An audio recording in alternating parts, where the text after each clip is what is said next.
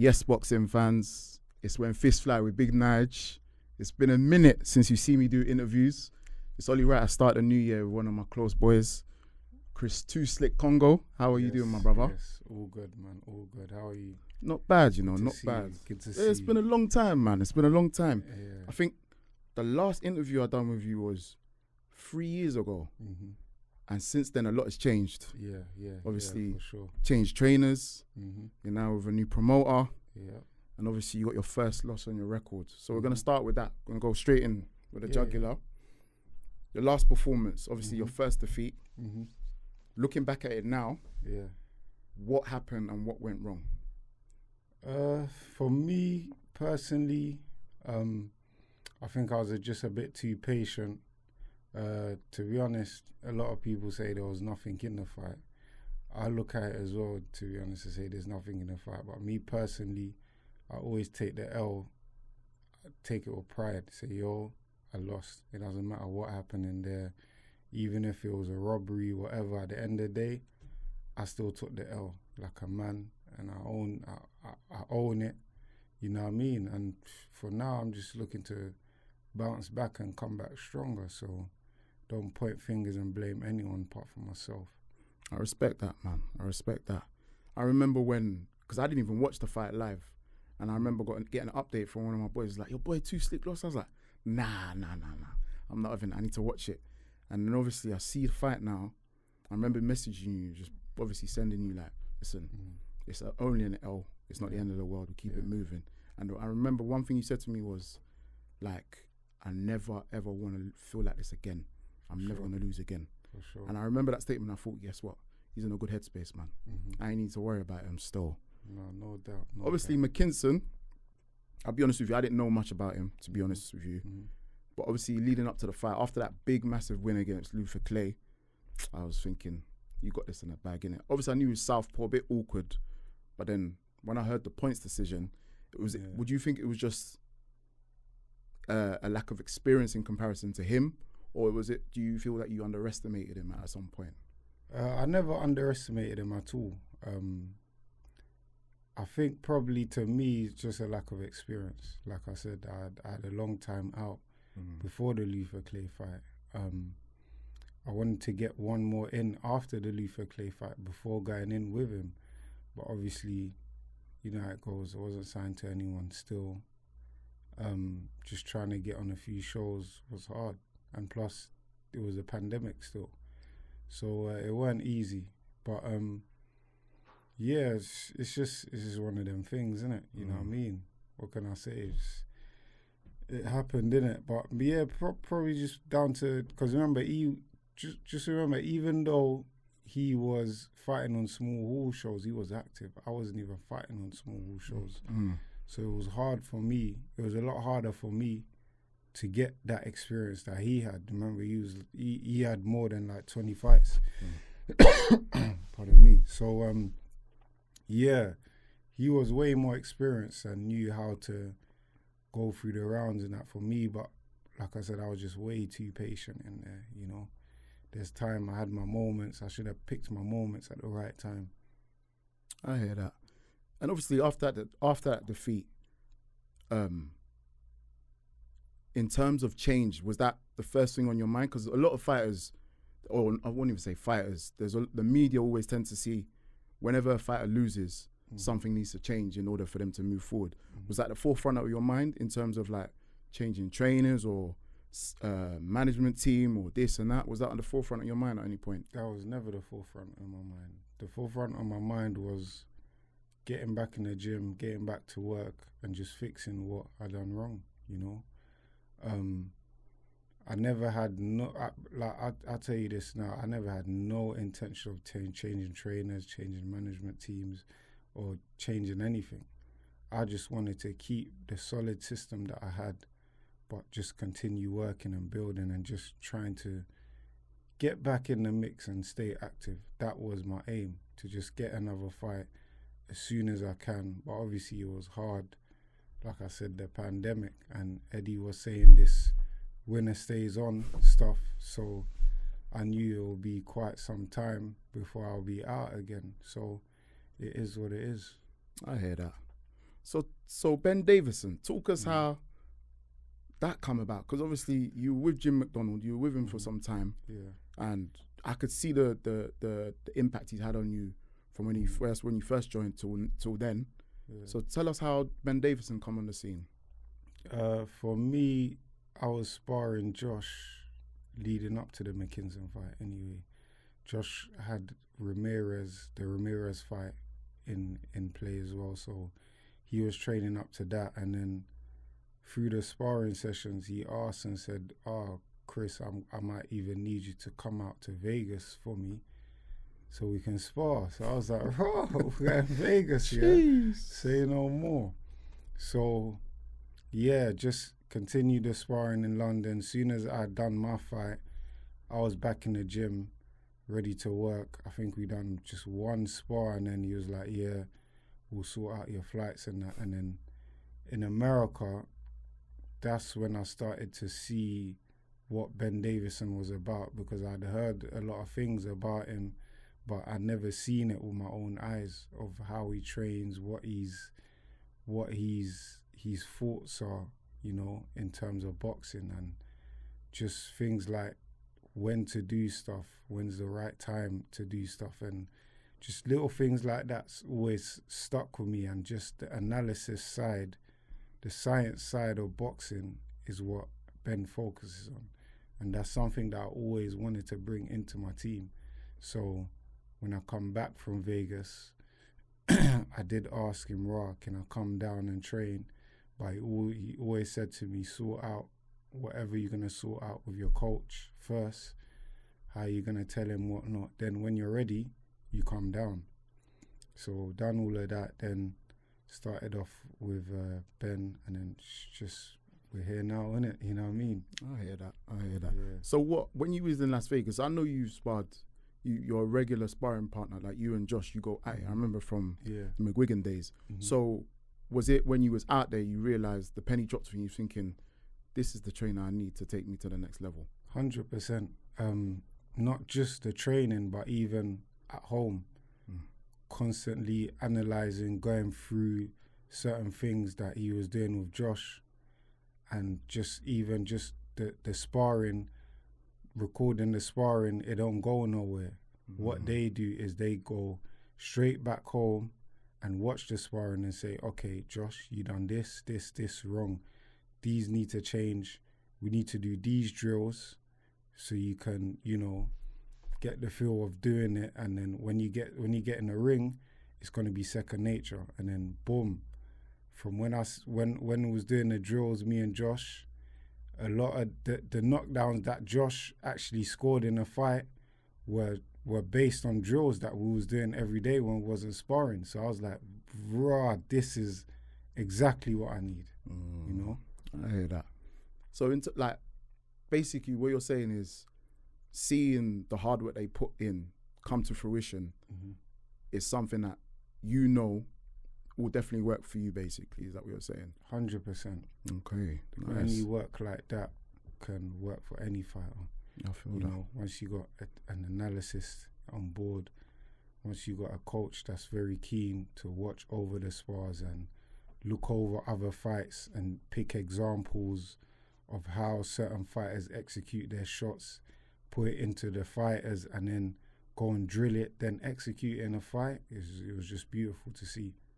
So talk to me about the experience being in such a massive, this is Las Vegas. This is pretty much any boxer's dream. Yeah. Fighting for all the 4 belts.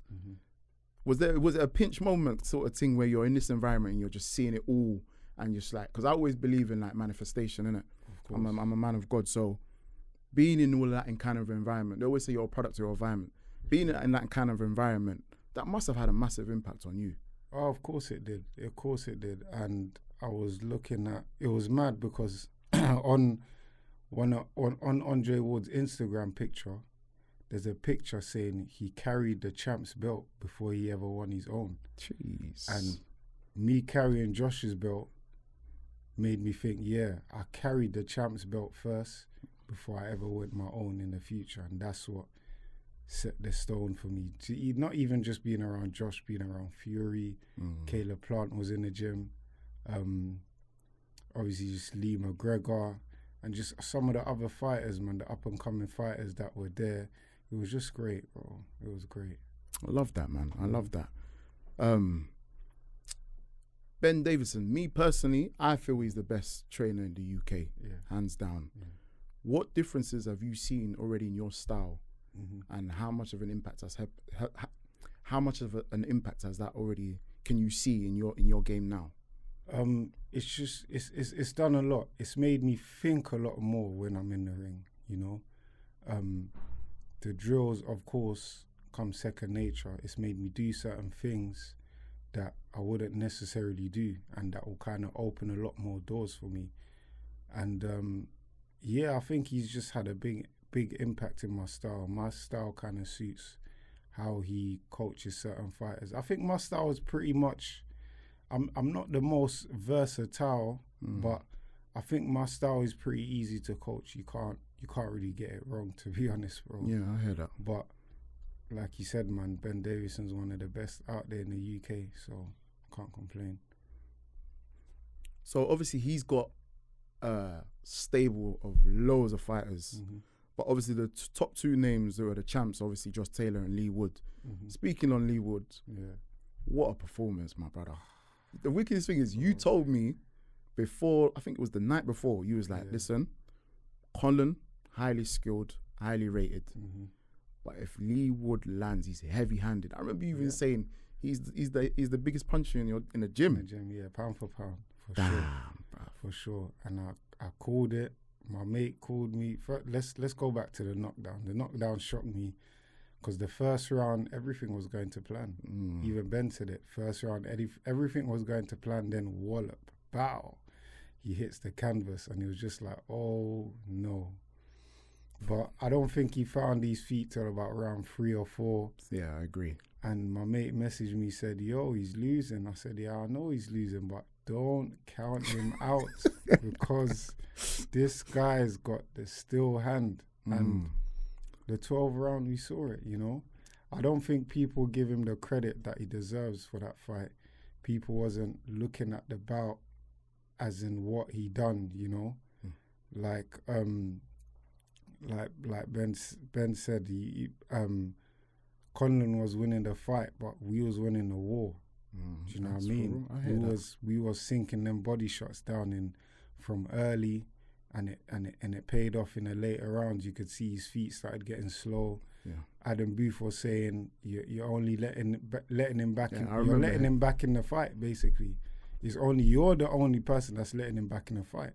But I believe that the body shots was doing a lot, man. They were doing a lot, and trust me, with a guy like that can hit, trust me, it will make a big difference.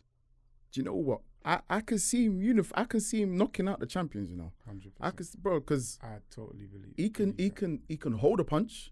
He was taking so many overhead lefts. He can hold a punch, but can Mandem hold his punch? So I can see him unifying still. No word of a lie. I would like to see him fight the winner of Martinez and Warrington. I think Warrington can beat Martinez, but I don't think Warrington can beat Lee Wood. I don't think so. I don't think he can beat him. And then you got Leo Santa Cruz. That would be a good fight as well. That'd be a good fight, yeah. But we've seen that knockout that Gervonta Davis gave him. Yeah. I'll be honest with you, I could see Lee Wood dropping that as well. I can see that happening too. So there are 2 good fights that I can see happening. And now it's just Lee Wood's time, man. His career sort of reminds me of my own, where he started off on the small wall shows as well. I started off on the small wall shows. He's boxed for free. I've had to pay to box at times as well. And look at him now. It all played a part, and I'm sure in my career it will all play a part soon too. Amen. Just look, after when you said that, like, just following his journey, starting from small hall shows, you've got 2 champions who are in your stable, where one has obviously hit the pinnacle of his weight division. The other one's literally starting the journey of his one, and essentially you can literally learn off the 2, because one you can relate to, and 2, you've been grafting with essentially in the spars. Mm-hmm. So you bring that all together with the knowledge you already have and the trainer that you have. It's only right that you become world champion in my eyes, isn't it? No doubt, man. And like I said, I'm gonna continue going through everything. You know, I've had some really, really down times in the sport, but it's what makes you, man. And you know, it's made me as a fighter. And now it's all about just continue the work, get higher in the rankings, and just keep pushing, man, until we get there. For sure. So let's move on to Sky Sports Boxer. One thing I've realised, I was looking back at your record, and you've been no stranger in fighting on big, massive like cards in terms of broadcasters and stuff. Like I remember you fought on ITV Sport a few times. You fought on Matchroom. So tell us how Sky Sports and Boxer came about. Obviously, we know that they signed a deal with Sky. When was it? 2021? Yeah, it was back end. Yeah, just last year they signed a deal, and they were on a prowl for fighters, man. So I thought since Eddie's left Sky, maybe this is a good opportunity. But it's crazy because they actually contacted my team, you know, and then went from there, and then obviously back and forth negotiations, and it happened, man. It was only right, you know. For as long as I've known you, you've always been doing your own thing. You've never really had a promoter to basically like give you that foundation and build you up in the way that you should have done based on your amateur career. One thing I noticed as well on your record was inactivity. 2019 you had one fight, 2020 you had one fight, 2020 and 21 all had one fights. Having that promoter backing you, surely the fights should be flowing like water. The fights will be flowing like water, man. We're looking to get nothing less than 3-4 fights this year. I need to stay busy. I need to stay active, and it's my time now, you know. So let's see how it goes. I'm just happy that I've secured myself a couple fights now that I'm gonna look forward to, and it's time. For sure. And what we talking? We talking domestic, or we going straight for the jugular world rankings? What we doing? Because I'll be honest with you, I want to see you fight Conor Ben. I want to see you fight Florian Marku. I want to see them domestic dust-ups. Even though I do want to see you start like working your way up the rankings and fighting for those titles. But the British public, they love them. They love the domestic dust-ups. It's part of the part and parcel of this sport. Of course. I think for me, I want to be chasing them world rankings because that's my aim, to become world champion, which I will. But also, you can't knock a domestic clash. You know, they're always some of the best fights. And Conor Ben, I've always wanted him for a long time. You have still. I've wanted him. I've called him for a long time. He hasn't said my name. Florian Marku said a lot. He talks a lot, talks a big game. He does. But I don't think he can back it up when it comes to fighting an experienced guy like me that's been boxing for a while. So if I'm going to go for the two, I think Florian Marku would be my best bet. Reason being is we're with the same promoter, so you can't go wrong. We all know it's hard. Promoters have wars together, so they'll wanna put it on their platforms. But if we're working with the same promoter, same platform, it's an easier fight to make. So Florian Marku, he knows I'm on his neck. You know what I mean? I'm on his neck. He's trying to run away, but that's there. If you don't want the fight, I'm still going to move on and do my thing. He's going to want the fight eventually, especially the way I'm going to be climbing up the rankings this year, collecting a few belts. Let's see how it goes. And just remember as well, a lot of the guys in the UK, they ain't really fought each other. I come out of however long, and I thought I'm the only person that fought 2 guys in the top 10. So all you other guys, you guys go fight each other too. Don't be scared, because I wasn't scared. I come straight. Luther Clay was top 10, knocked him out. knocked him out of the rankings. I fought McKinson. He was top 10. I've come and fought 2 guys. So you want me to continue to fight domestic level of guys? When am I ever gonna go back and fight for any good titles that will get me in a ranking? So I think I've done my fair share. These other guys need to make the fights happen. Well spoken. I hear that. I hear that. Obviously, top 2 in your division. The division already is hot. I'm talking not even now domestic. I'm talking world scene. Yeah. The 2 top dogs are obviously Spence and Crawford. Then, in my opinion, then you've got Ennis, Ortiz. Some people say Furman. Ortiz, you think Ortiz is gonna stay at water after he failed? He's a big boy. He's a big boy. He's a big boy. I see him in Vegas as well. I didn't know. I thought he was a lot smaller than that. Did you? Yeah. He's not necessarily tall, is he? He's more like. No. But there's something about them, man. There, them sort of like American, Mexican, or Latin American guys. They kind of blow up when they're not active. If you get what I mean. Definitely. I always think to Maidana, like when I've seen Maidana, but brother's a big man, like grown now. Yeah. So them man kind of balloon up when they're not active. But when you saw him, what was you saying? You sizing him up? Of course. He probably didn't even notice me. But I was sizing him up. He probably would have known now, obviously, since he's been watching McKinson. True. Probably watched McKinson's last fight against me. And probably thought I ain't making the same mistake Chris done. But yeah, I don't know. I don't think he'll stay well. I think that once you get to a point like that, where you trying to make weight and that happens, it shouldn't even be right for you to stay at the weight to try again. It's unhealthy, innit? It's unhealthy. Yeah.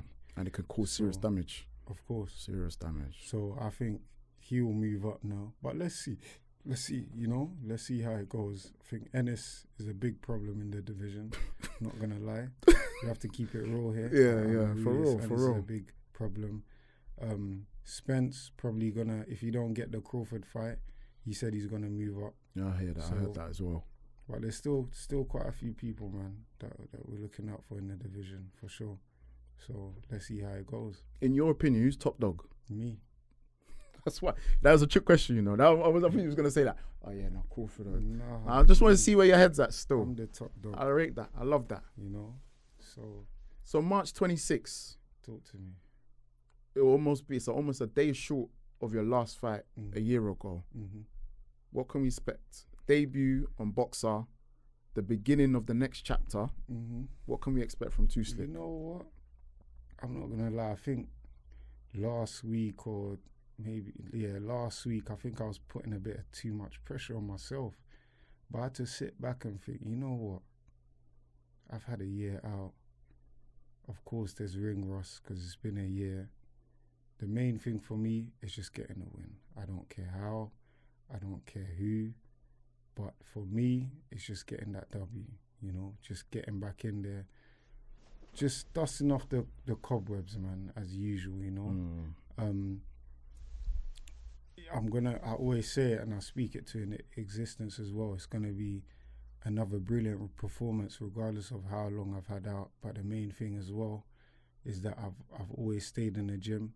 I've always believed in myself, and I just can't wait to get back out, man. I'm not putting too much pressure on myself, but I just know once I get in there, I'm in the zone and someone's getting knocked out for sure. Real talk. Too Slick, I wish you all the best on your debut fighting on Sky Sports Boxer. I will be there. Me and my brother will be there. We'll be supporting as always. For sure. I trust you to do your thing, man. Always a pleasure talking to you. For those who don't know, where they can follow you on your journey, disclose your thing, my bro. Of course, make sure you catch me on Instagram and Twitter at Too Slick Chris, and make sure you get my new garments out at www.tooslickwear.com. Make sure you purchase some Too Slick gear, man, for sure. You hear that? Love and peace, my people. It's when fists fly with Big Nige. Peace.